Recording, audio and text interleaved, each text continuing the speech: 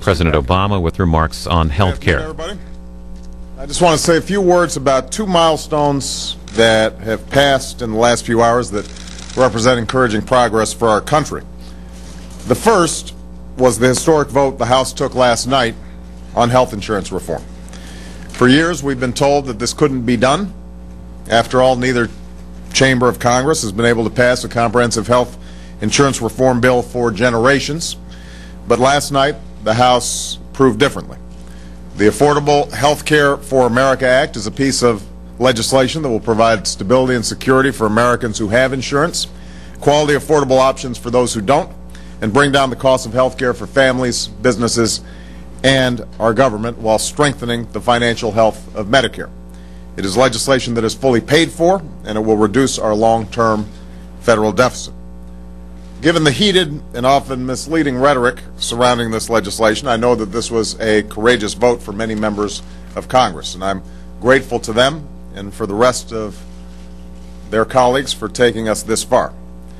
But more importantly, so are the millions of Americans whose lives will change when we achieve insurance reform. Families with pre-existing conditions who will finally have insurance coverage. Parents who will be protected from annual and lifetime limits that can force them to pay exorbitant out-of-pocket costs for a child's illness. Small businesses that will finally be able to cover their employees, and working folks who will finally be able to afford health insurance for the very first time. Americans like Katie Gibson, a cancer survivor from Bozeman, Montana, who shared her story with me this summer. Because of a medical condition, Katie's insurance policy was suddenly revoked when she needed it most, even though she was paying her premiums.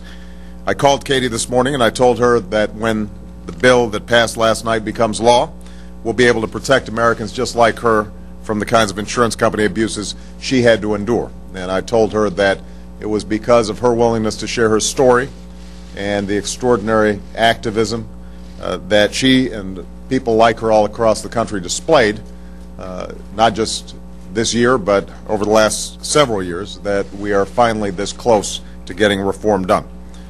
Their lives are what's at stake in this debate, and moments like this are why they sent us here, to finally meet the challenges that Washington has put off for decades, to make their lives better and this nation stronger, to move America forward.